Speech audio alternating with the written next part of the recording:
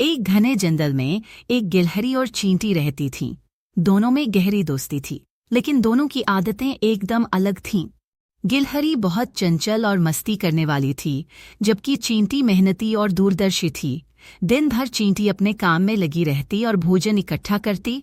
वह सर्दियों के लिए अनाज के छोटे छोटे दाने जमा करती रहती, जबकि गिलहरी सारे दिन खेलती कूदती और पेड़ों पर इधर उधर छलांग लगाती रहती। हर बार चींटी गिलहरी को समझाती, गिलहरी बहन, सर्दियों में खाना ढूंढना मुश्किल हो जाएगा।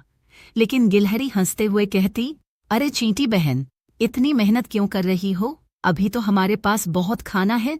धीरे धीरे मौसम बदलने लगा और सर्दियां आने लगीं। ठंड बढ़ने लगी और जंगल में चारों तरफ बर्फ जमने लगी। सर्दी का मौसम आते ही खाने की चीजें मिलना मुश्किल हो गया। चींटी अपने आरामदायक घर में बैठी थी और सर्दियां आराम से बिताने का मन बना लिया। लेकिन गिलहरी के पास खाने का कोई इंतजाम नहीं था। उसे अपने किए पर पछतावा हो रहा था, लेकिन अब कुछ नहीं किया जा सकता था। भूख से बेहाल गिलहरी इधर उधर भोजन की तलाश में निकली, लेकिन उसे कुछ नहीं मिला। उसने सोचा, काश मैंने चींटी बहन की बात मानी होती। एक दिन गिलहरी ठंड और भूख से कांपते हुए चींटी के घर पहुंची।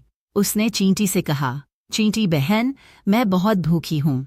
चींटी ने उसकी हालत देखकर मुस्कुराते हुए कहा, तुमने मेरी बात मानी नहीं थी, लेकिन मैं तुम्हारी मदद करूंगी। चींटी ने गिलहरी को अपने घर के अंदर बुलाया और उसे गर्म अनाज और भोजन दिया। गिलहरी ने खाना खाया और उसकी भूख शांत हुई। गिलहरी ने चींटी से कहा, अब मैं समझ रही हूँ कि मेहनत का महत्व क्या है। इस कहानी से हमें यह सीखने को मिलता है कि भविष्य की तैयारी करना और समय पर मेहनत करना बहुत जरूरी है।